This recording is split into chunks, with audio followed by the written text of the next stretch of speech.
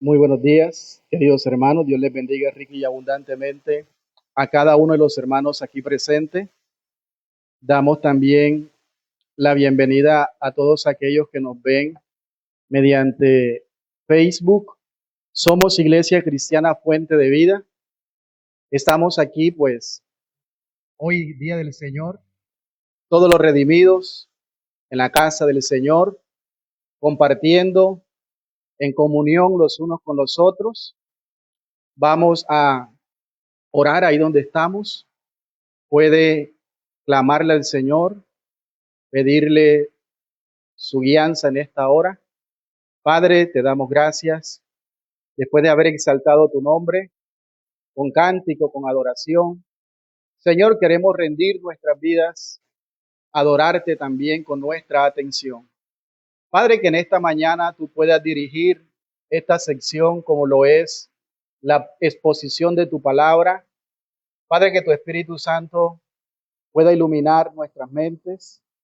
Señor, y que al más necesitado en esta mañana como mi persona, tú puedas usar mis labios, mi mente, mi corazón, y que yo pueda exponer tu palabra de manera clara, entendible, y que produzcas en los corazones el querer como el hacer. Padre, que al examinar nuestras vidas con tu palabra, nosotros podamos ser transformados por el poder de tu Espíritu Santo. En tus manos, Señor, encomendamos este momento en el nombre de Jesús. Amén y amén. Gloria a Dios. Damos gracias a Dios por su salvación. Damos gracias a Dios por habernos hecho por la fe hijos, parte del pueblo del Señor. Gracias por su gracia infinita que Él ha tenido en nuestras vidas. Gracias porque Él nos ha dado a su Espíritu Santo y como garantía nos ha dado la vida eterna. Somos salvos, estamos unidos a Él. Como dice Romanos 8:32 en adelante, nada ni nadie nos podrá separar del amor que es en Cristo Jesús. Estamos unidos a Él. Nada ni nadie nos puede separar. Amén. Ese es el Dios en el cual nos ha dado tantos privilegios maravillosos en Cristo Jesús. Nos ha dado su palabra, nos ha dado su espíritu que nos capacita para poder obedecer a Dios en su ley, en su palabra. Nos ha regenerado y ha hecho de nosotros una nueva criatura, lo cual es importante que nosotros reconozcamos que tenemos tantos maravillosos privilegios. Eso significa que si nosotros entendemos que la gracia de Dios ha sido derramada en nuestros corazones, ¿cómo correspondemos nosotros a esa gracia?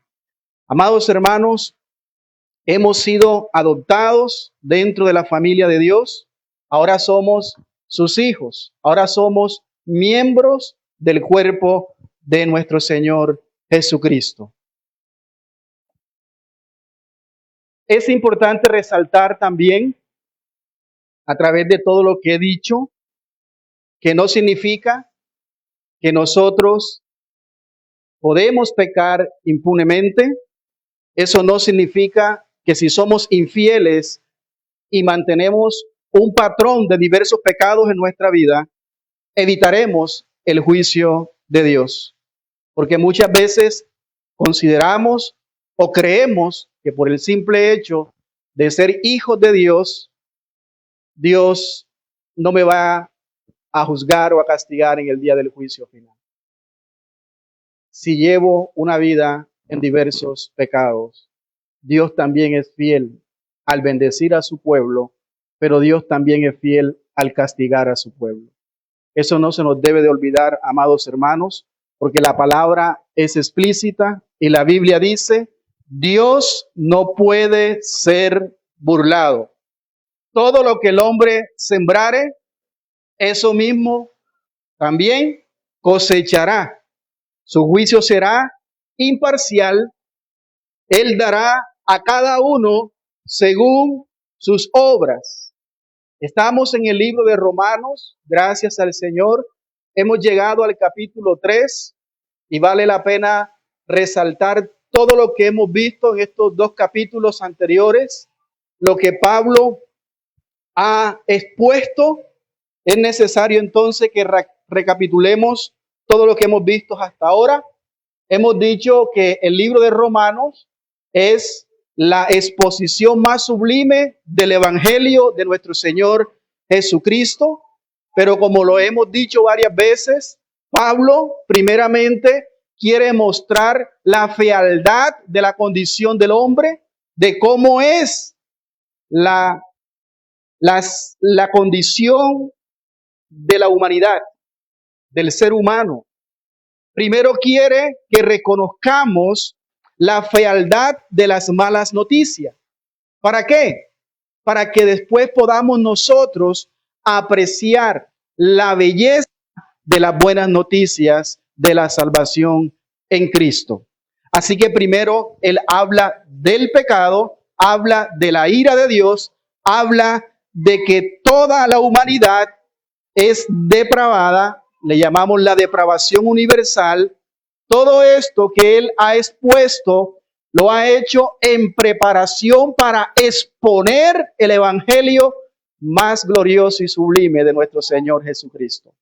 Todo esto lo ha hecho él, y lo que le preocupa a Pablo en toda esta sección que hemos estado viendo durante varias semanas es que no nos debe de quedar ninguna duda de que el ser humano es pecador, de que no nos quede duda que todo hombre es pecador.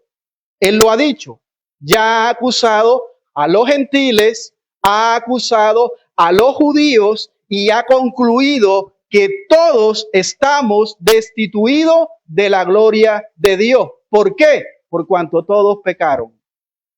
Todos, absolutamente todos están destituidos de la gloria de Dios. Y Pablo especialmente contiende con los judíos y usa un recurso literario que ya le hemos dicho que se llama diatriba, donde él levanta un opositor imaginario, donde le hace preguntas, donde contiende con él, donde él le responde, donde da sus argumentos y Pablo da sus respuestas. ¿Qué significa esto? Que en toda esta sección él se enfrenta a un objetor. De lo que él está diciendo, donde le hace pregunta, lo reprende, le responde con argumentos y de una forma, como lo hemos dicho al inicio de todo este libro, en la introducción, de la forma más apasionada para que sus contemporáneos, sus hermanos judíos, también dejen todo lo que él un día consideraba bueno, su religión, todo lo que él practicaba, todo lo que él consideraba como bueno ante los ojos de Dios y colocar la mirada en Cristo Jesús. Por el simple hecho de ellos ser hijos de Abraham, del pueblo de Dios, por el pacto, por la circuncisión, no les aseguraba a ellos la salvación. Más bien tenían que confiar también en Cristo Jesús. Por ejemplo, mire lo que dice aquí en el capítulo 2. Hoy vamos a estar hablando acerca de la fidelidad de Dios. Capítulo 3, versículo 1 al 8. Dice en el capítulo 2, versículo 1, por lo cual eres inexcusable, oh hombre. ¿Quién es este hombre? Este opositor imaginario del apóstol Pablo, a quien retóricamente le empieza a dar todos sus argumentos.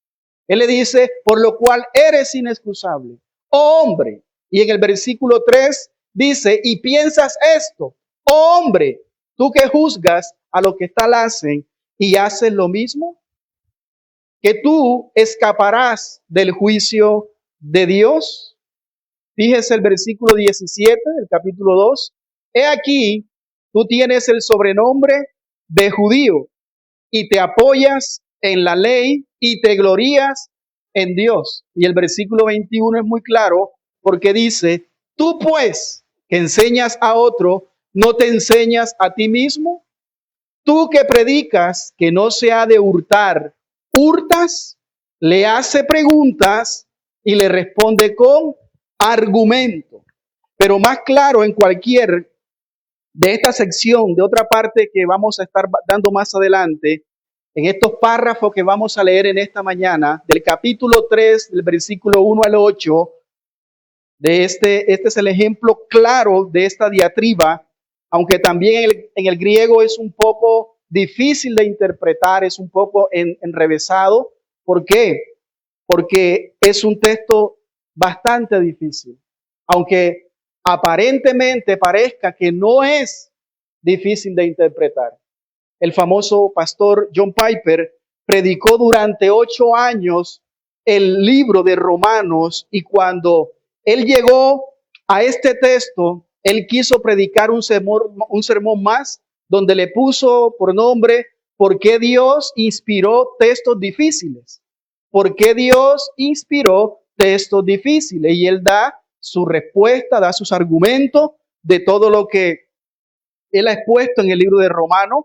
Entonces él va a tratar de responder allí y va a dar la razón del por qué. Pero este texto, hermanos, amados hermanos, es un texto difícil. Ya dije, no parece a simple vista. Sin embargo, es importante que nosotros entendamos que es muy relevante para nuestra vida también. El comentarista Tomás Trainer, él dice que este es uno de los textos más difíciles de toda la carta. Más difíciles de toda la carta. El pastor famoso Martin Lloyd-Jones añade no solamente de la carta, sino de toda la Biblia. Así que es importante que prestemos suma atención, que nos concentremos en esta mañana en la palabra de Dios. Lo que Pablo entonces se ha esforzado en explicar en todo lo que hemos venido dando hasta ahora es que Dios juzgará a cada uno según sus obras. El juicio de Dios será imparcial. Amén. En todos lo que hemos dado, tanto judíos y gentiles, todos, cada uno conforme sus obras. Y vemos también que a pesar de que a Israel Dios le dio muchos privilegios, a pesar de que era el pueblo escogido de Dios, el pueblo del pacto, ni la ley que Dios le dio, ni la circuncisión que Dios le dio como señal, los puede librar a ellos del juicio de Dios. Es decir, en el capítulo 2 dijimos al final, tener esa marca en el cuerpo, en la carne, no les aseguraba a ellos tener salvación. Más bien, tenían que arrepentirse de sus pecados, confiar en Cristo Jesús. A ellos tampoco, por el tener la ley, además de eso, no les aseguraba la salvación. ¿Qué es lo que asegura la salvación de una persona? Ya lo dijimos en el capítulo 2. Es tener un corazón circuncidado. Es tener un corazón regenerado. Es tener una nueva vida y eso solamente lo puede hacer Dios.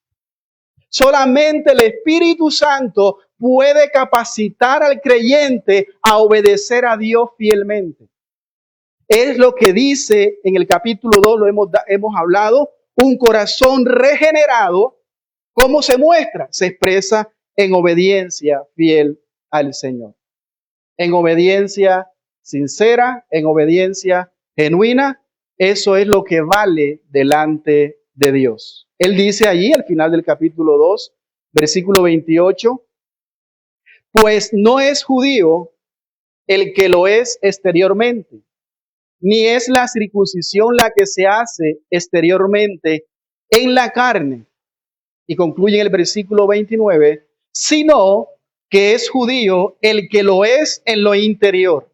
Y la circuncisión es la del corazón, en espíritu, no en letra, la alabanza del cual no viene de los hombres, sino de Dios. Estamos en una nueva era. ¿Cuál era? La era del Espíritu, ¿cierto?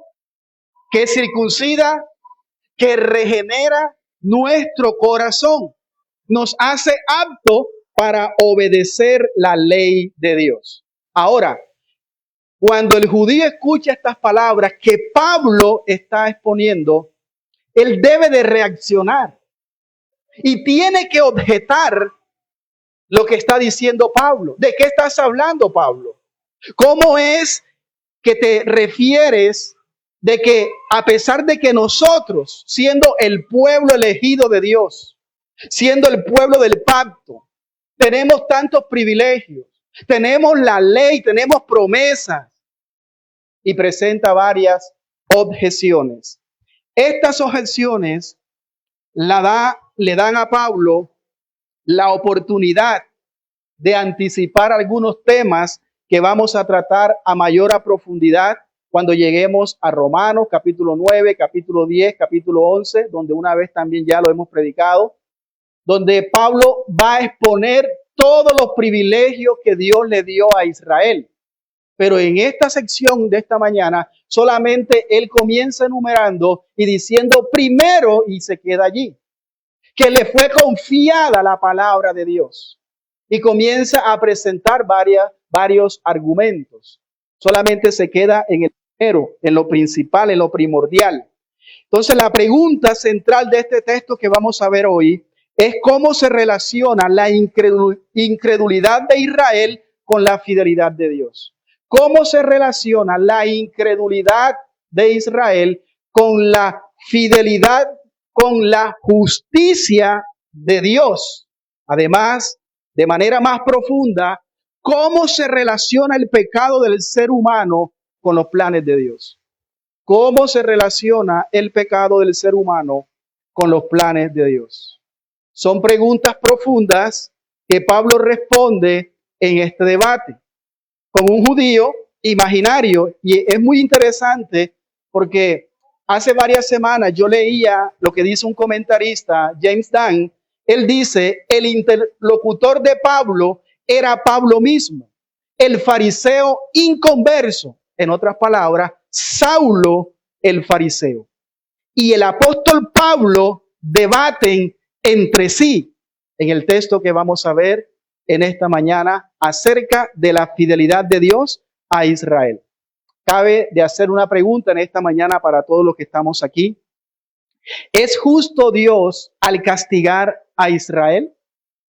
¿Es justo Dios al castigar a su pueblo escogido? ¿Continúa siendo Dios fiel a sus promesas al llevarlos a los judíos a juicio? ¿Sería Él fiel a sus promesas? Son preguntas importantes y por eso quise hacerlas. ¿Por qué? Porque si Dios entonces no es fiel a sus promesas, ¿para qué seguir confiando en Él? Si Dios no es fiel a sus promesas, entonces ¿para qué estamos congregándonos aquí? Para Pablo es importante entonces, y él va a demostrar que Dios sí es fiel. Y lo podemos adelantar con la respuesta que él da en el capítulo 3, versículo 4. ¿Es injusto Dios al castigar a su pueblo? En ninguna manera. Y no estoy siendo hipercalvinista, enfatizando más en la ira de Dios que en el amor de Dios. Porque muchas veces así pensamos. Y vivimos como vivimos y creemos que porque somos hijos de Dios, Dios nos va a dejar pasar en el juicio final. Porque soy salvo, nada me puede separar de Dios, soy un hijo de Dios, pero si practico diversos pecados en mi vida, estoy evidenciando de que no lo soy. Y puedo ser un hipócrita. Y así como pensamos, así vivimos. Por eso dice el necio en su corazón, no hay Dios. Y por eso vive como si Dios no existiera. Porque así lo piensa y así lo cree y así lo vive. Por eso aquí, amados hermanos, Dios dice, Pablo aquí, en este texto, de ninguna manera. Antes bien, sea Dios veraz y todo hombre mentiroso. Dios siempre es fiel. El hombre siempre es mentiroso. Dios siempre es justo. El hombre siempre es infiel. A pesar de todas las objeciones de los enemigos del evangelio, Dios no ha anulado los privilegios de Israel. Él será fiel a sus promesas. No solo al bendecir a su pueblo, sino también será fiel al castigar a su pueblo. Eso tenemos que tenerlo nosotros claro. Él va a castigar justamente a incrédulos por su desobediencia y también a judíos incrédulos por su maldad. Así que en este pasaje que vamos a predicar en esta mañana es un mensaje muy serio porque se aplica a nosotros también. Así que nosotros debemos de orar a Dios que pueda el Señor derramar su gloria continuamente sobre nuestras vidas y que nosotros podamos obedecer su palabra, que nosotros podamos crecer en madurez y vivir en santidad. Porque al final, Dios no tendrá por alto al culpable. Dios al final no tendrá por inocente al culpable. Él juzgará aún a los que hoy profesan ser cristianos, teniendo la Biblia, habiéndose bautizado, habiendo hecho una oración.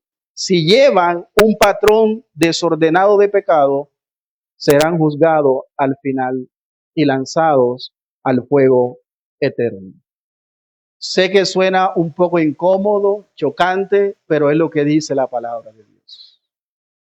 Dios es fiel, Dios es justo al salvar a su pueblo, pero también es justo al condenar a los que viven en injusticia e impiedad. Vamos a leer Romanos capítulo 3, versículo 1 al 8. ¿Qué ventaja tiene, pues, el judío? ¿O de qué aprovecha la circuncisión? Mucho, en todas maneras. Primero, ciertamente, que les ha sido confiada la palabra de Dios. Versículo 3. Pues que si alguno de ellos han sido incrédulos, su incredulidad habrá hecho nula la fidelidad de Dios. De ninguna manera. Antes bien sea Dios veraz y todo hombre mentiroso, como está escrito, para que seas justificado en tus palabras y venzas cuando fueres juzgado. Y si nuestra injusticia hace resaltar la justicia de Dios, ¿qué diremos? ¿Será injusto Dios que da castigo? Como hombre, versículo 6. En ninguna manera. De otro modo, la pregunta, ¿cómo juzgaría Dios al mundo? Pero si por mi mentira la verdad de Dios abundó para su gloria, ¿por qué aún soy juzgado como pecador? Versículo 8. ¿Y por qué no decir cómo se nos calumnia y cómo algunos cuya condenación es justa afirman que nosotros decimos, oiga bien, hagamos males para que nos vengan bienes, para que vengan bienes, perdón. ¿Qué pues? ¿Somos nosotros mejores que ellos? En ninguna manera, pues ya hemos acusado a judíos y a gentiles que todos están bajo pecado. Gloria a Dios. Vamos a exponer 3 objeciones. La primera objeción es la siguiente, es una pregunta. ¿Dios ha anulado los privilegios de Israel? ¿Dios ha anulado los privilegios de Israel? ¿Cuál es la respuesta? No, en ninguna manera. Es más, les ha encomendado, les ha confiado su palabra y ese es un gran privilegio. Al final del capítulo 2, ya lo leímos a la introducción de este mensaje, Pablo ha explicado que poseer la ley y tener la circuncisión no le ofrece al judío ningún favoritismo, ninguna ventaja en el día del juicio, ninguna ventaja para su salvación. Más bien, lo que importa realmente para cualquier persona es nacer de nuevo, es tener un nuevo corazón, es ser regenerado y expresar esa regeneración en obediencia a Dios. Eso es lo importante. La pregunta entonces natural, la pregunta indignada, ofuscada para el judío ortodoxo, aparece en el versículo 1. Eso es lo que dice Saulo, el fariseo, es lo que dice el fariseo religioso. Dice, ¿qué ventaja tiene entonces el judío? O sea, ya hemos leído el contexto. Si tener la ley no les da ninguna ventaja a ellos, ni circuncisión, dice aquí, no sirve para la salvación, ¿qué ventaja pues tiene el judío? ¿O de qué aprovecha la circuncisión? Pablo, estas son cosas o privilegios que Dios mismo nos estableció en el Antiguo Testamento. Pablo, Dios nos eligió a nosotros como su pueblo especial. Nuestro padre es Abraham, nos dio la ley a través de Moisés. Él intercedió por nosotros en el monte Sinaí con estruendo, con relámpago y al final con gloria. Nos dio su ley. Y tú dices que eso no sirve de nada, que eso no cuenta para nuestra salvación. Nos estás diciendo que todos estos elementos no sirven para nada. Como dije al inicio, estas son preguntas muy serias porque están acusando a Pablo de poner en tela de juicio la fidelidad de Dios. Están acusando a Pablo de anular todo el Antiguo Testamento. Algunos dicen que para que Pablo sea consistente con lo que ha estado explicando en los versículos anteriores, debería de responderle con un no rotundo. No, no tienen ningún privilegio. Y así sería contundente con lo que ha dicho antes. Porque no hay diferencia entre judío y gentil en el día del juicio. Sin embargo, Pablo lo que responde aquí es sorprendente en el versículo 2. Él dice, ¿qué importa? Y dice Pablo, muchos privilegios tenía Israel. Y dice allí, en muchas maneras, en todas maneras. Pablo en ningún momento ha anulado que Israel ha perdido los privilegios con Dios. Pablo en ningún momento ha dicho que Israel no tiene bendiciones o privilegios de Dios. Lo que ha dicho Pablo es que esos privilegios que Dios le dio a ellos no les da ninguna ventaja en el día del juicio para la salvación. Así que Pablo se propone a enumerar los privilegios que Dios les ha dado a Israel. Y por eso él comienza allí diciendo, primero, ciertamente que le ha sido confiada la palabra de Dios. Él comienza enumerándolo, pero no va a continuar hasta no llegar al capítulo 9, que lo vamos a ver más adelante, no sé en cuántos meses. Pero él está diciendo principalmente, el primero fue que Dios le confió la palabra de Dios.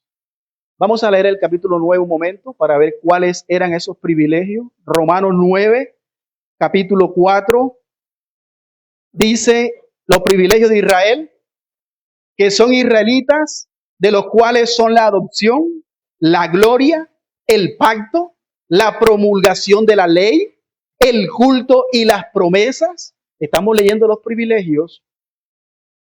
Versículo 5, de quienes son los patriarcas y de los cuales, según la carne, ¿vino quién? Vino Cristo, el cual es Dios sobre todas las cosas, bendito por los siglos. Amén. Todos estos privilegios tiene Israel. Tiene el culto, tiene la gloria, tiene la ley, tiene la circuncisión, tiene los patriarcas y tiene por encima de todas estas cosas la palabra de Dios. Y por encima de todo, tienen ellos también, de ellos viene la salvación, porque de entre ellos viene el Mesías, Jesucristo. Pero ¿cuál es el privilegio principal que Pablo menciona aquí? En el capítulo 3 se concentra primero, ahí en el capítulo 2. Primero significa entonces que esta es la preeminencia. Primero, ciertamente, que les ha confiado, que ha sido confiada la palabra de Dios. ¿Qué tal privilegio? En el original, en el texto griego dice los oráculos, los dichos de Jehová, las palabras de Dios. ¿Dónde están esos dichos? En el Antiguo Testamento. Ahí están registrados en las escrituras que poseían, que guardaban, que cuidaban, que preservaban los israelitas. Dios les ha dado por medio de esas palabras bendiciones.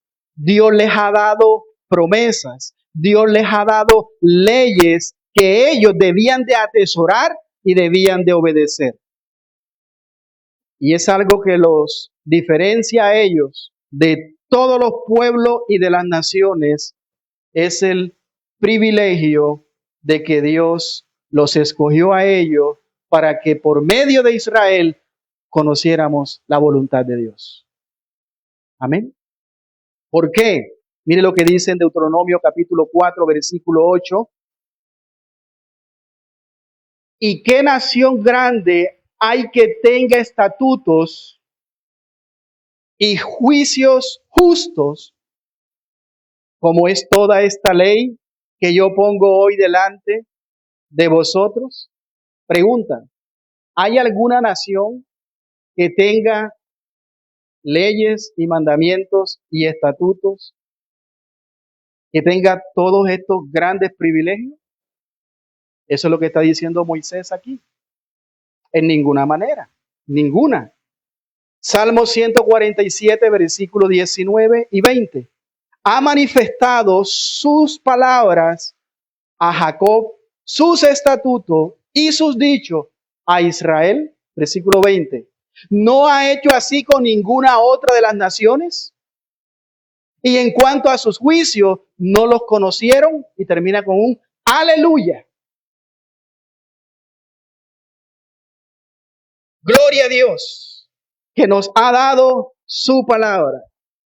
Y no hay otras naciones como Israel, que les ha dejado la palabra de Dios. Les ha confiado la palabra de Dios. Les ha encomendado, les ha encargado la palabra de Dios. ¿Qué nos indica eso y qué le indica a Israel? La gran responsabilidad que ellos tenían de compartirla y de ser testigos a otras naciones del conocimiento que Dios les había dado.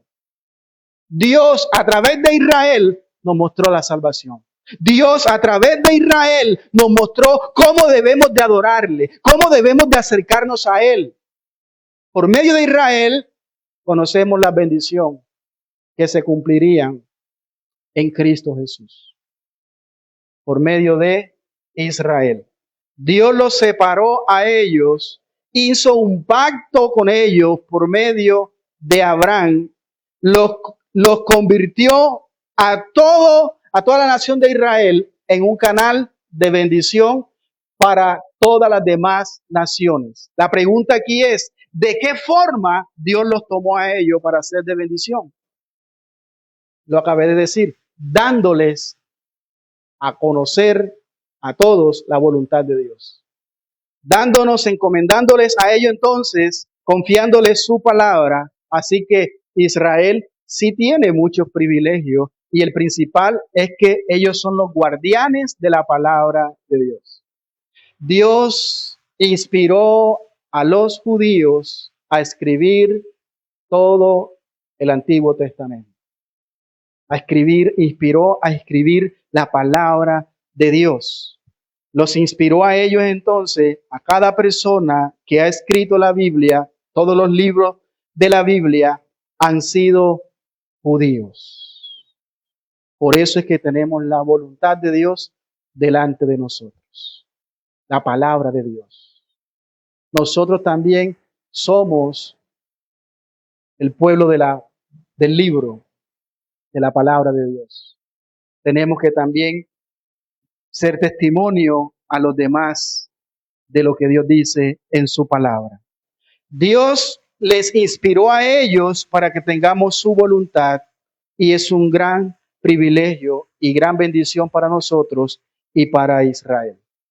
La segunda objeción es esta: Israel ha sido infiel. Si Israel ha sido infiel, Dios también lo será. Si Israel ha sido infiel, Dios también lo será. Y la respuesta de Pablo es muy interesante porque él dice, Dios siempre es fiel. En ninguna manera Dios será infiel. Por lo tanto, al bendecir como Dios ha bendecido a Israel, como hemos dicho, con tantos privilegios, pero no se nos olvide que Dios también es fiel en castigar a su pueblo. Amén. Viene a la mente de Pablo esta objeción del capítulo 3. Dios le dio a Israel privilegio, le dio promesas de bendición, le dio promesa de salvación en el Antiguo Testamento, y por eso ellos dicen en la objeción que levanta este opositor, que ya hemos dicho que es Saulo el inconverso, Saulo el religioso, el fariseo. A ver, Pablo, tú enseñas que Israel ha fallado en obedecer la palabra de Dios. Tú estás diciendo que nosotros hemos fallado en obedecer la palabra de Dios. Entonces Dios será fiel al castigarnos. Por lo tanto, merecemos el juicio de Dios y nos vamos a perder como los gentiles, como los perros, como los paganos, como los inmundos. ¿Nos estás comparando con ellos? En pocas palabras, nuestra incredulidad, nuestra infidelidad ha anulado la fidelidad de Dios. Porque recuerda, Dios nos ha dado tantas promesas, Dios nos ha dado tantos privilegios y ahora nosotros somos infieles, nos vamos a perder. Por eso Dios no va a cumplir esas promesas de bendiciones para nosotros, porque simplemente hemos fallado. ¿Es eso lo que tú quieres decir, Pablo? La mayoría de Israel ha sido infiel a Dios. Ellos dicen a algunos, como dice aquí en el versículo 3, pues que si algunos, no algunos, todos, si algunos de ellos han sido incrédulos, la mayoría de Israel era incrédulo. Por eso vemos en Deuteronomio, en todo el libro, la desobediencia de Israel. Pueblo duro de servir, contumaz, soberbio, altivo. Siempre Dios enviaba a los profetas para que se volvieran a Dios. Y siempre era un mensaje de arrepiéntanse y conviértanse al Señor, dejen sus malos caminos y volvamos al Señor. Así como los profetas de hoy. Así te dice el Señor, Dios te va a bendecir, Dios te va a dar carro, Dios te va a sanar. Y si no te sana, decláralo por tu boca. No declares negativismo en tu vida, no declares enfermedad, decláralo positivo, decláralo porque lo vas a tener si lo crees en tu corazón. Todo lo que tú le pidas a Dios, Dios te lo va a dar. Así de fácil. Por eso hay muchas iglesias llenas. ¿Por qué? Porque todo lo quieren fácil. Amén. ¿No es así que vemos hoy día todo? En el afán del mundo que hay, todo rápido. Entonces, su incredulidad ¿habrá hecho nula la fidelidad de Dios? O sea, es una pregunta. Para que usted lo entienda, lo que está diciendo Pablo aquí, o sea, ya Dios no nos va a bendecir, ya Dios no cumplirá sus promesas con nosotros. ¿Qué estamos viendo aquí? El contraste, un gran contraste entre la infidelidad de Israel con la fidelidad de Dios. ¿Qué estamos viendo aquí? Que Dios es fiel siempre. Él siempre ha cumplido sus promesas. Él siempre cumplirá su promesa de bendición para con su pueblo. ¿Y por qué? Porque Él no puede mentir. ¿Por qué? Dios cumplirá sus promesas aunque su pueblo sea infiel. Porque Él es fiel. Aunque nosotros seamos infieles, Dios permanece fiel. Y Dios había hecho un pacto con Abraham y le había dado promesas de salvación. Este es un tema central en el Antiguo Testamento. Las promesas que Dios le dio a Israel no han sido abrogadas por la infidelidad de Israel. Israel tiene privilegio y tiene promesas. Lo que Pablo enseña aquí produce un dilema en la mente de los judíos. En el capítulo 2, ya hemos dicho y lo hemos visto claramente, Israel ha sido desobediente. Por eso lo leímos en la introducción, capítulo 2, versículo 23. Tú que te jactas de la ley, con infracción de la ley deshonras a Dios. Versículo 27. Y el que físicamente es incircunciso, es decir, el gentil, el pagano, pero que guarda la ley perfectamente la ley, te condenará a ti que con la letra de la ley y con la circuncisión eres transgresor de la ley. Así son la mayoría de los israelitas, transgresores, desobedientes, por lo tanto, han deshonrado el nombre de Dios. Es una enseñanza dura para los israelitas y posiblemente para nosotros también, pero es cierto que desobedecieron a Dios. Y lo vemos incluso cuando vino su Mesías. A los suyos vino y los suyos no le recibieron, sino que más bien lo condenaron en una cruz y lo mataron. La pregunta entonces nuevamente, ¿esa incredulidad de Israel anula la fidelidad de Dios? Para ser más claro todavía, al no cumplir con sus obligaciones al pacto, Dios invalidará los términos y tampoco cumplirá sus promesas. John Stott, él dice, si el pueblo de Dios es infiel, ¿significa eso que Dios también lo sea? Es una pregunta. La respuesta de Pablo en el versículo 4 del capítulo 3 es tajante. ¿Cuál es la respuesta? En ninguna manera. En ninguna manera. En el griego la palabra es me genoito, que se traduce como por supuesto que no. En absoluto. No, no pueden pensar así. Es una ofensa para Dios el pensar de esta manera. Más bien, sea todo hombre mentiroso y Dios verás. Dios siempre es fiel, el hombre siempre es mentiroso, siempre es infiel. Dios siempre cumple lo que promete. ¿No es así? Claro que sí. Dios es fiel. Dios dice la verdad siempre. ¿Por qué dice la verdad siempre?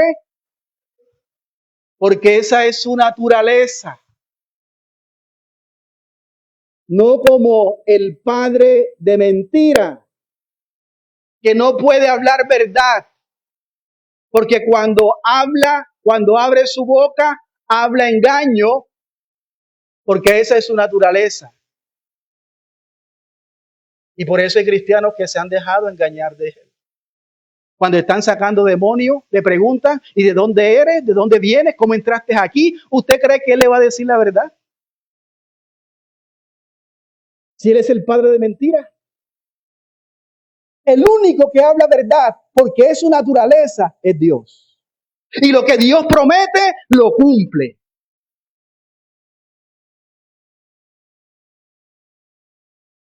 Aún cuando el hombre sea infiel, Dios permanece fiel. Aún cuando el hombre es incrédulo, aún cuando el hombre sea injusto, pero Dios permanece fiel. Así que Pablo pasa a probar lo que ha dicho con una cita en el Salmo 51. Ustedes conocen ese salmo, lo acabamos de leer al comienzo, donde Dios muestra a David el pecado que cometió con Betsabé. Después de pecar, ¿qué hizo David? Adulteró, asesinó, engañó, pero al final se arrepiente. Dice el Salmo 51, versículo 3, porque yo reconozco mis rebeliones y mi pecado está siempre delante de mí.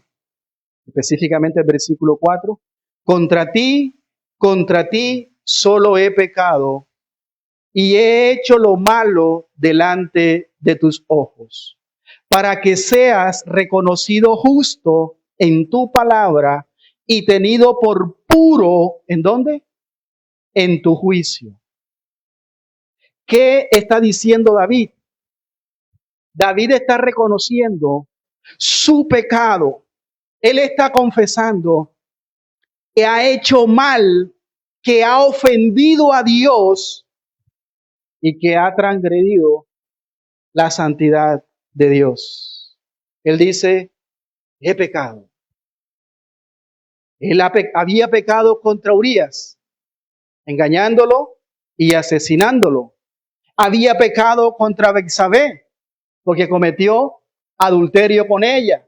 Incluso había pecado contra la propia nación de Israel, porque él era su rey. Pero principalmente ha pecado contra Dios. Por eso él dice, contra ti solo he pecado. Yo he ofendido tu nombre. Pero la cláusula de esta cita que Pablo nos muestra, que todo este pecado, toda esta maldad de David y la confesión en todo esto, Dios se ha mantenido puro. Dios se ha mantenido firme y fiel. Dios se ha mantenido justo. ¿De qué manera? Al castigar a David. Ay, Dios mío. Por eso dije, esto no es hipercarvinismo. No estoy enfatizando más en la ira y el enojo de Dios que el amor de Dios. No, las cosas son claras. David está reconociendo que al ser castigado por Dios, Dios sería justo en su justo juicio. ¿Recuerdan en 2 de Samuel cuál fue el castigo que Dios le dio a él? Vamos allí, 2 de Samuel, capítulo 12, versículo 9. Escuchemos las palabras de Dios a través del profeta Natán. 2 de Samuel 12, versículo 9. ¿Por qué pues tuviste en poco la palabra de Jehová, haciendo lo malo delante de sus ojos? A Urías Eteo heriste a espada y tomaste por mujer a su mujer, y a él lo mataste con la espada de los hijos de Amón. Versículo 10. Por lo cual, este es el castigo, esta es la sentencia de Dios sobre David. Por lo cual, ahora no se apartará jamás de tu casa la espada, por cuanto menospreciaste y tomaste la mujer de Urías Eteo para que fuese tu mujer. Versículo 11. Así ha dicho Jehová: he aquí yo haré levantar el mal sobre ti de tu misma casa, y tomaré tus mujeres delante de tus ojos, y las daré a tu prójimo, el cual yacerá con tus mujeres a la vista del sol. Porque tú lo hiciste en secreto, mas yo haré esto delante de todo Israel y a todo pleno sol. Entonces dijo David, ¿qué dijo David? Pequé contra Jehová. Y Natán dijo a David, también Jehová ha redimido tu pecado, no morirás. Mas por cuanto con este asunto hiciste blasfemar a los enemigos de Jehová, el hijo que te ha nacido ciertamente morirá. Y David no dice nada. Se queda callado, se viste en cilicio, se encierra en su habitación, no come, no duerme, su rostro en tierra, acostado, con sus manos a los lados, allí hasta que pasó el juicio de Dios. Por eso, después que se cumple, cuando muere el hijo de Belsabé en ese adulterio, a él le informan que ha muerto, se levanta, se baña, se cambia, sale a comer y vuelve nuevamente y vemos allí la oración que él hace delante de Dios en el Salmo 51. ¿Qué podemos ver ahí de David? No vemos, por la pérdida de su hijo, no vemos una queja, no vemos murmurando contra Dios, no vemos amargura en su corazón. Eso es lo que vemos nosotros en la confesión que él hace en el Salmo 51, que ahí lo leímos, versículo 4. Contra ti solo he pecado. ¿Para qué? Para que seas tenido por justo en tu juicio. ¿Qué está diciendo David? Dios, lo que tú has hecho es justo. Lo que tú has hecho es lo que yo merezco. Ese es mi castigo. Que muera mi hijo y que la espada nunca se aparte de mi casa. ¿Por qué? Porque contra ti he pecado y estas son las consecuencias. Y tú seguirás siendo fiel, aún en tu justo juicio.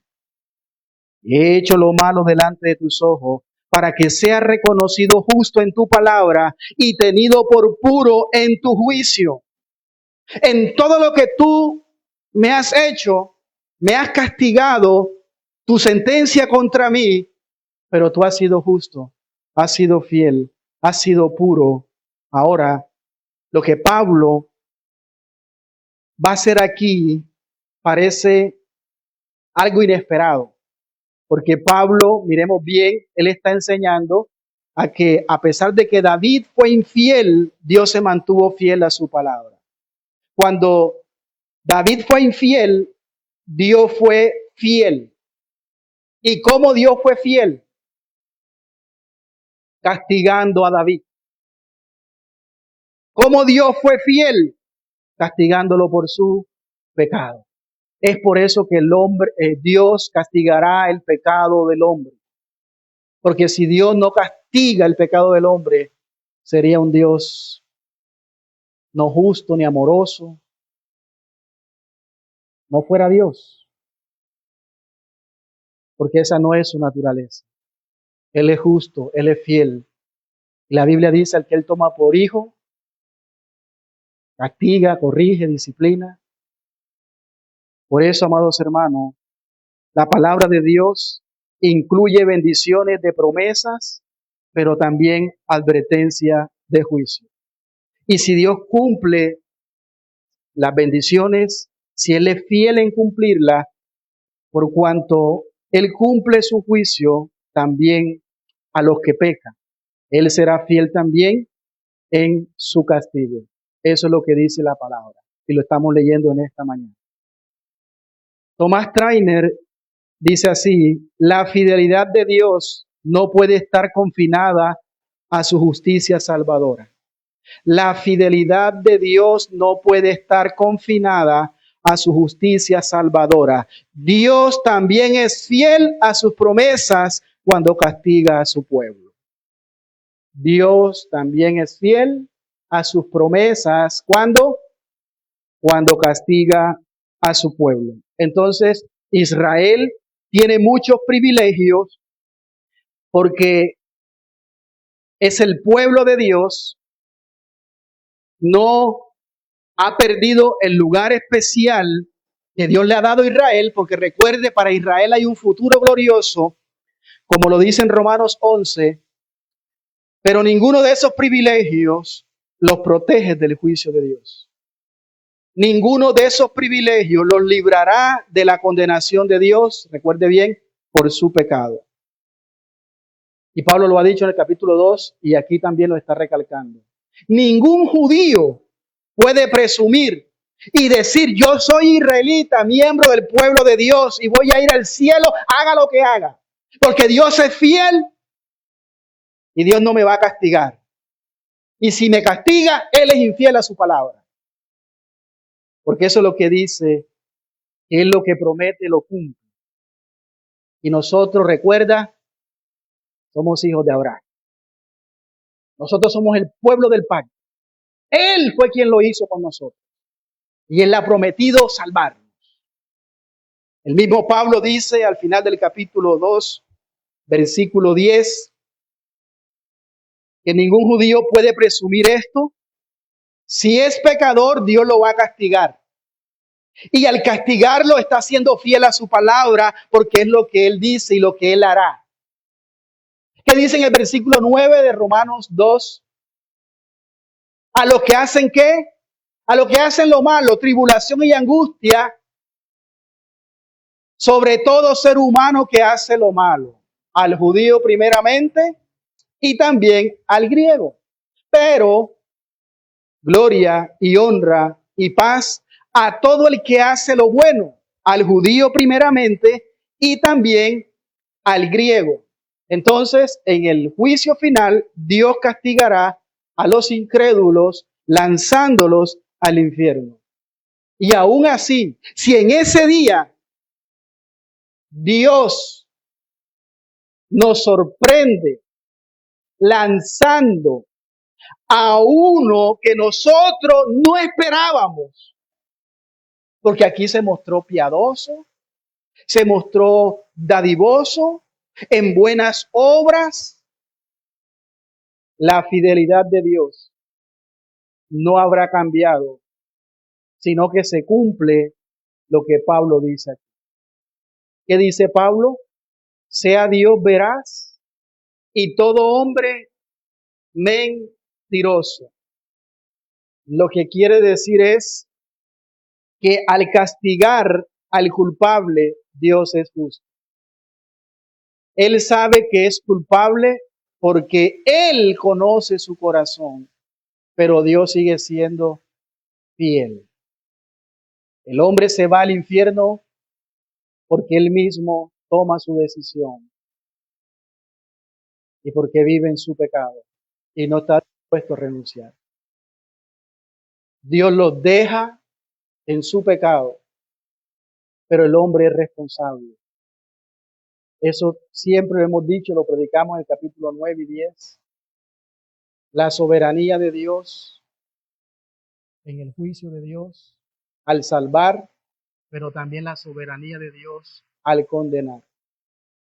Ahí se reconcilia el amor de Dios con la justicia de Dios. Porque al final Dios está salvando y está condenando a pecadores. Por eso su justo juicio, su juicio es justo. Así que los israelitas entonces no podrían decir que Dios ahora es infiel porque nos va a castigar. Ellos no podían decir eso.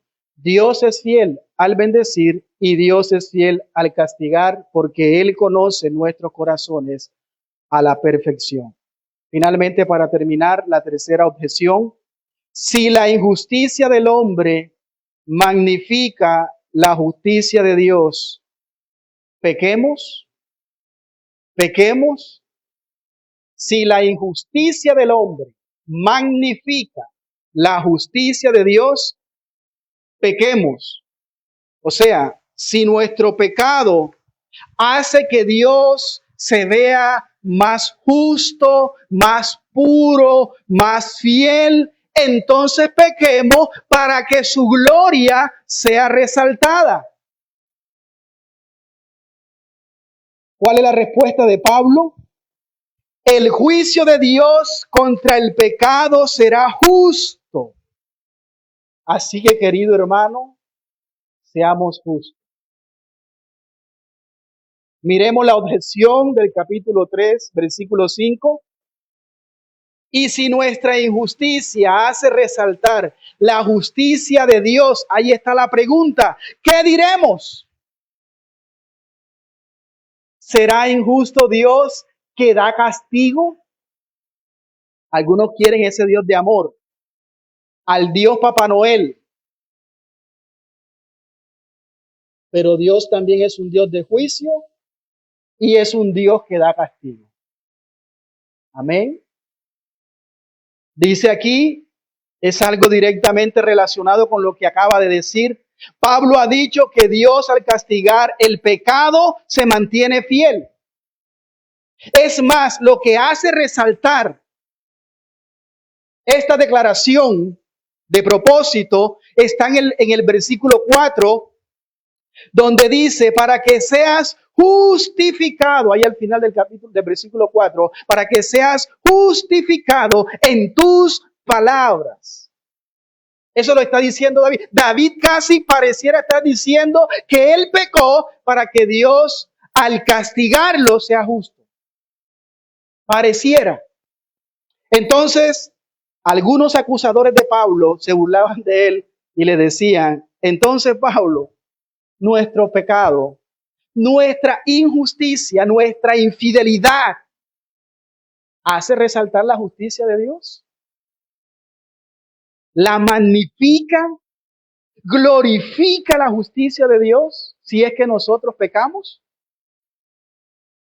Porque mientras más pecamos y más pecamos, Dios parecerá más fiel y más justo al castigar nuestro pecado. Y Pablo dice, por si acaso, esto no lo digo yo. Pablo dice, esto lo dicen los acusadores. Por eso dice, estoy hablando como humano, estoy hablando como incrédulo, como pagano, como lo que ellos son al dar esta objeción que está allí en el versículo 5. Esta objeción dice, ¿qué diremos? ¿Qué diremos? La respuesta de Pablo en el versículo 6 dice, en ninguna manera. En ninguna manera Dios es injusto al castigar el pecado. Dios, su justicia le requiere castigar el pecado, porque la paga del pecado es, mas la dádiva de Dios, vida eterna. ¿Qué es lo que Pablo quiere que nosotros miremos aquí? Que es ridículo pensar de esta manera, que Dios sea injusto. Entonces Pablo dice, si Dios es injusto al castigar el pecado, la pregunta es, ¿cómo entonces Dios va a castigar al mundo? Él lo dice allí.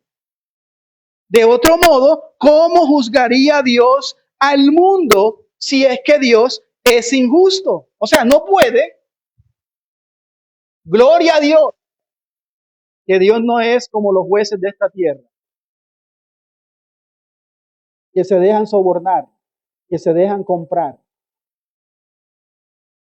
Hermanos, todos nosotros tenemos que saber que aquí no hay favoritismo.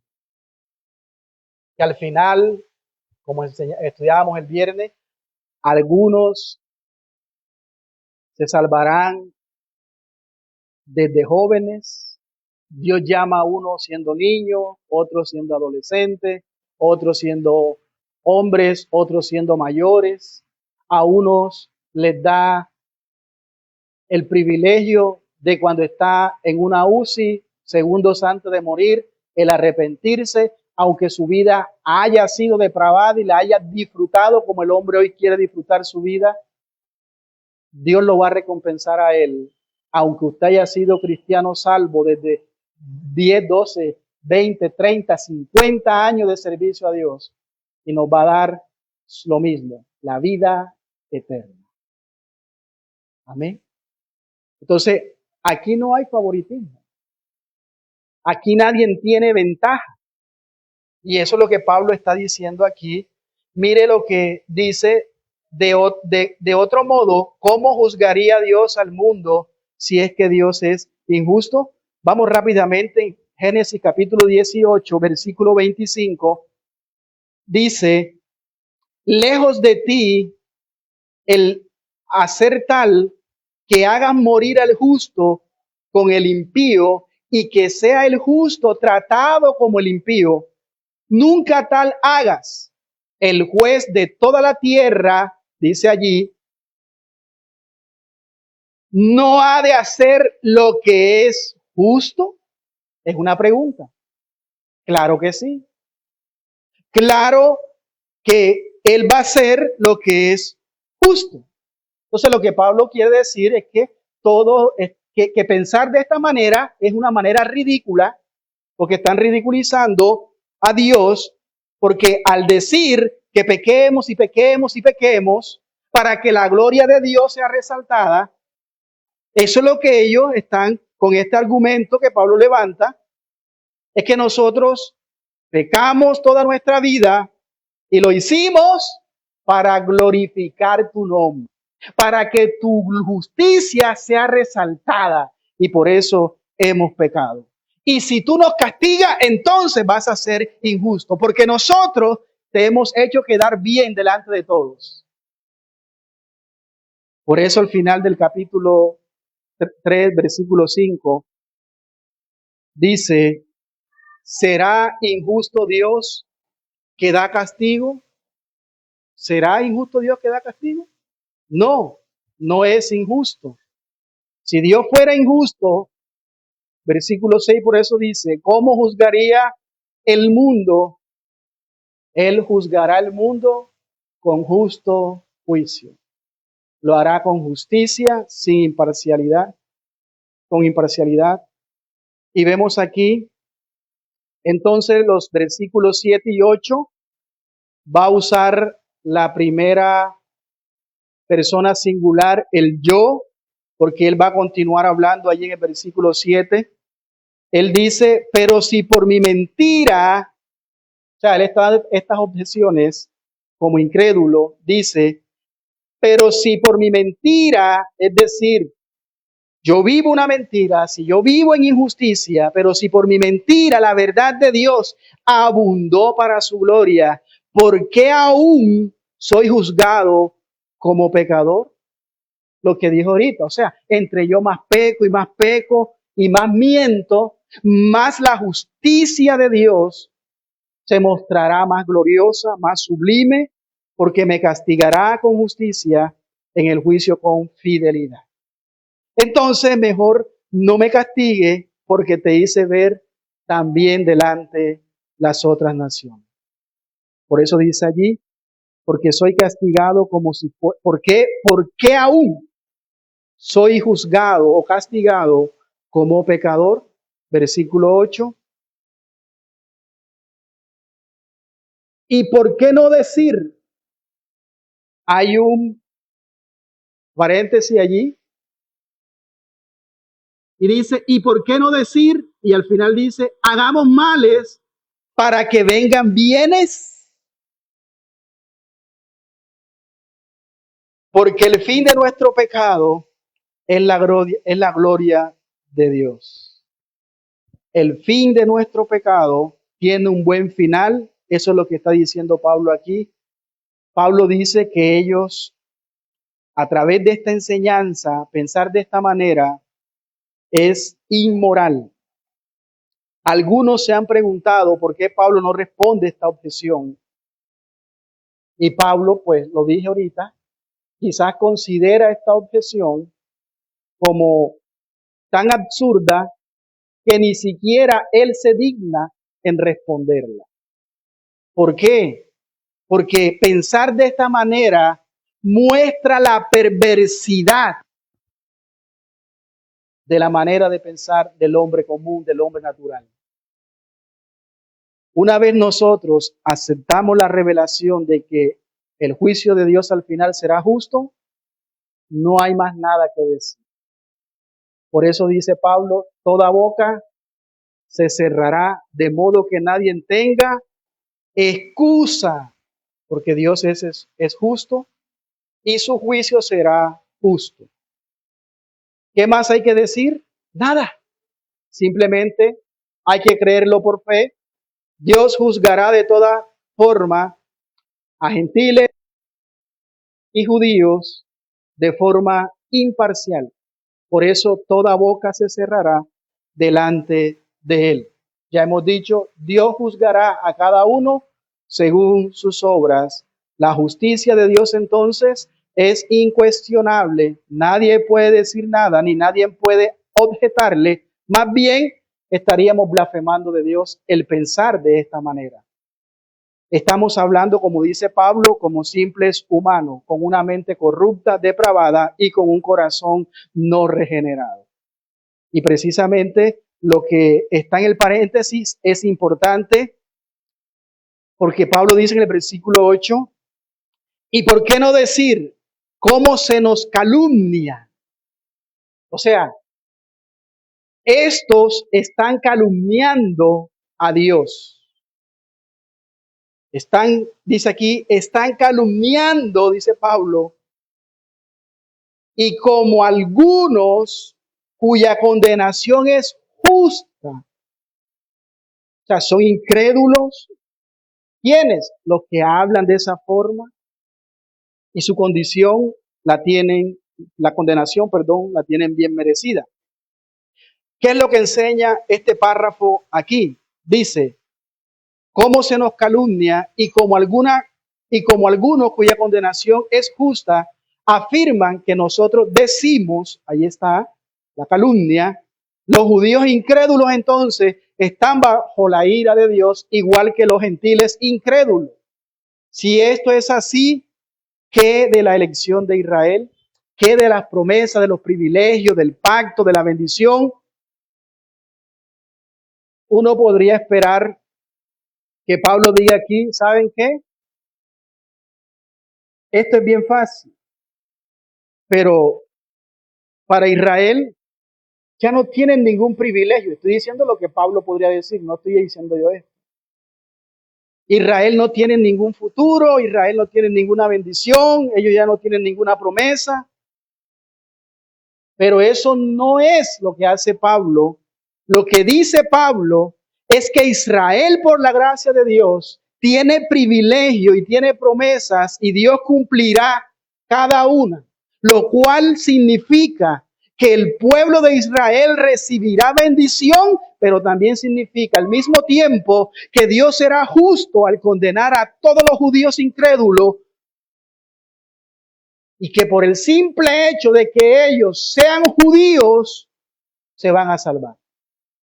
Escúcheme bien, por favor, porque la salvación no es por pertenecer a un grupo étnico, no es por raza, no es por una señal externa, como hemos dicho, de la circuncisión, no es por poseer la ley, sino ¿por qué?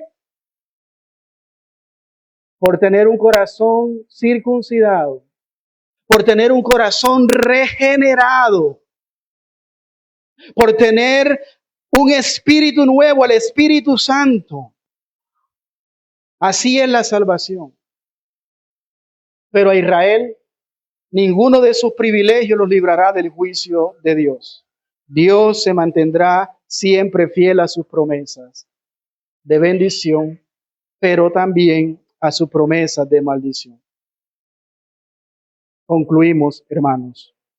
Muchas veces el cristiano es culpable de la misma actitud, porque decimos, yo soy un hijo de Dios, yo soy salvo por gracia, yo no me voy a perder, porque yo sí puse mi fe en Cristo Jesús, yo tomé la decisión, yo hice una oración y estoy totalmente seguro en Él. Así que yo no debo de por qué preocuparme por mi pecado. ¿Por qué? Porque ya tengo asegurado el cielo. Si es así, pregunto, ¿ya tienes asegurado el cielo? ¿Y por eso vives como vives? No importa tu pecado, no importa tu testimonio, no importa cómo vives, no importa porque no vas a perder tu salvación. Si soy hijo de Dios y tengo todos estos privilegios, tengo su palabra, tengo el Espíritu Santo, me he gozado en sus promesas, en la comunión en la iglesia con los hermanos. Absolutamente eso es correcto. Pero escúchame bien, por favor. Si descuidamos nuestra vida espiritual, si ofendemos la santidad de Dios y vivimos en pecado, y más aún vivimos practicando pecados, en hábitos pecaminosos constantes, entonces la Biblia es clara. Dios es fiel y Él se glorificará y magnificará su justicia y su fidelidad cumpliendo su palabra. O bendiciéndonos para salvación o al final su veredicto enviándonos al infierno. En todo esto Dios se mantendrá siempre fiel. De tal forma que al final, en el juicio final, toda boca estará cerrada. Nadie dirá nada. Toda persona, ninguno podrá decir, no, yo no estoy de acuerdo con este veredicto. Porque yo me bauticé, yo hice esto, yo hice lo otro. No, toda boca se cerrará porque Dios será absolutamente justo con lo que Él haga en ese día. Ahora, para nosotros, ¿qué tenemos que hacer entonces? ¿Qué tenemos que hacer nosotros? Tenemos que obedecer. Pero escúcheme bien, la única forma en la que nosotros podemos obedecer realmente es con un nuevo corazón, con un corazón regenerado, con una persona nacida de nuevo. De eso depende la salvación. Porque muchos creen que porque se bautizaron, tienen la Biblia, son de cualquier denominación, pero hay que ser sincero. Hay algunos que no son regenerados. Y andan enfatizando y buscando y esforzándose en buscando conocimiento, sabiduría, y no caen de rodillas para desear nacer de nuevo. Y lo peor de todo es que saben que no son regenerados, pero viven su vida normal. Hermano, no mire el que está a su lado, no mire el que está al frente. Yo creo que este mensaje nos hace reflexionar y que miremos cómo estamos delante de Dios. Si estamos practicando o tenemos hábitos de pecados pecaminosos en nuestra vida, un patrón constante, es una gran evidencia que mi corazón no ha sido regenerado. Pablo dice que esa es la muestra de un corazón duro e incrédulo que persevera en malas obras, en pecado. Pero el que es nacido de nuevo, el que tiene un corazón regenerado, persevera en hacer bien. Por eso tenemos tiempo de arrepentirnos. Por eso, querido hermano, tienes que entender que de esto depende la salvación. Si es que has nacido de nuevo, y escúchame bien, no de tu obediencia, no de tus obras, sino si has confiado en el Señor Jesús. Si lo has hecho, tienes vida eterna. Y como garantía, tienes al Espíritu Santo que te capacita para obedecer. ¿Sabes por qué? Porque tienes un nuevo corazón que quiere agradar a Dios. Esa es la salvación. Pero si no eres regenerado, si no has nacido de nuevo, aunque hagas buenas obras, aunque hagas lo que hagas, aunque te bautices, sirvas en una iglesia, te sepas la Biblia, al final todo eso no sirve de nada. Aunque ese es bueno, pero sin Cristo nadie es salvo. necesitas a Cristo, necesitas que el Espíritu Santo haga esta obra en tu vida. Y Dios todavía es fiel en salvar a los perdidos. Dios quiere salvarte y Dios es el único, querido amigo que me ves a través de Facebook, hermano de mi alma, con amor te lo digo, Dios es el único que puede hacer esa obra en tu vida. Inclina tu rostro ahí donde estás. Padre, te agradecemos por tu palabra. Señor, porque esta verdad se mantiene firme, sea Dios veraz y todo hombre mentiroso. Padre, siempre, absolutamente siempre, tú eres fiel. El hombre siempre es infiel. El hombre siempre es pecador. Todo hombre está destituido de tu gloria. Y lo que necesita para agradarte es un nuevo corazón. Es una nueva vida. Es una vida regenerada que solamente está en Cristo.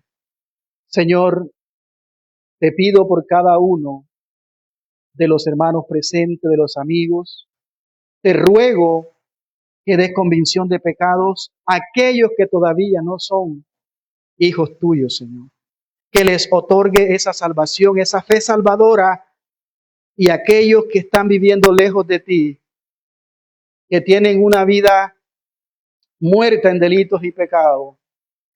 Padre Santo, obra por medio de tu palabra que ha sido expuesta en esta mañana. Señor, entendiendo que solo en Cristo está la salvación. Por medio de la fe en Él podemos estar unidos y recibir todas las bendiciones que Él nos ha prometido. Mientras tanto, ninguno, Señor, nadie separado de Él, Señor, puede alcanzar nada. Que separado de Él permanece bajo tu ira y permanece en camino de perdición y de condenación. Te ruego, Padre, que obres salvación en cada vida y en cada corazón. Gracias, Padre, porque este pasaje nos obliga a examinar nuestra propia vida, a reflexionar y a ver, Señor, si realmente hemos nacido de nuevo. Y si no, concédenos la oportunidad de serlo. Que vivamos para tu gloria en obediencia con un nuevo corazón. Gracias, Señor. Te damos, Padre, la gloria en esta mañana. Señor, llévanos en paz y en seguridad. Colocamos, Padre amado, todo lo que vamos a hacer en esta semana. Oramos por cada amigo, por todas las peticiones, por cada vecino, por cada oyente, y que la bendición del Padre, del Hijo y del Espíritu Santo esté sobre su vida. Nos encomendamos en tus manos, en el nombre de Jesús. Amén y amén. Dele fuertes alabanzas a nuestro Dios. Dios les bendiga a todos aquellos que nos vieron en Facebook. Somos Iglesia Cristiana Fuente de Vida. Esperamos que este mensaje sea de edificación también para ustedes. Dios les bendiga rica y abundantemente. Vamos a ponernos sobre nuestros pies y vamos a adorar a Dios con un hermoso